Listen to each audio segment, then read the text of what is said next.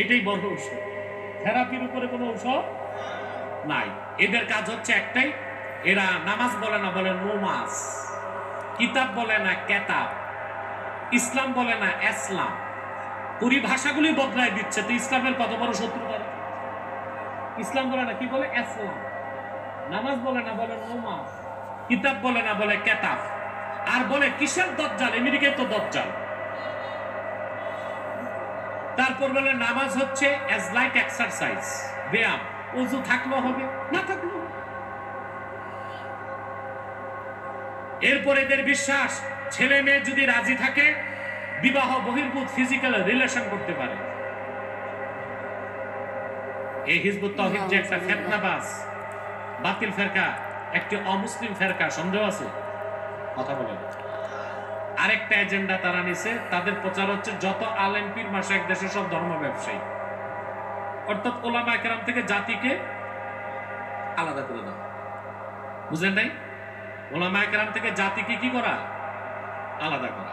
আর আপনারা জানেন যে বকরির পালের রাখাল নাই, ওই বকরি যায় বাঘের পেটে। আর যে কওমের নেতৃত্বে আলেমরা নাই, ওই কওম যায় বিজাতির খপ্পর। মনে থাকবে আমার কথাগুলো? আল্লাহ কবুল করুক, মঞ্জুর করুক। আর একটা এখন আমি প্রশ্ন উত্তর পর্বে, আপনারা তাদেরকে অর্থনৈতিক সহযোগিতা করবেন না? করবেন? করেন? জি করেন। প্রাণ কোম্পানির যত জিনিস তাদের, সেজান কোম্পানির জুস তাদের, আর এফএল এর পণ্যগুলো তাদের, প্রথম আলো নামের প্রথম অন্ধকার পত্রিকা তাদের। বাংলাদেশে যদি সিভিল ওয়ার হয় তার জন্য দায়ী থাকবে প্রথম আলো।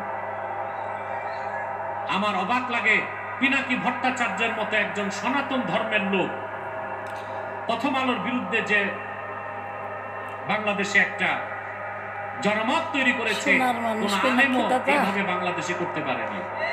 আর আমরা তো বহু আগ থেকে বলে আসতেছি, এই প্রথম আলো, ডেইলি স্টার, কালের কণ্ঠ, এগুলো তাদের, এগুলো ধরবেন না, কিনবেন না, বেচবেন না। মনে থাকবে মুসলমান?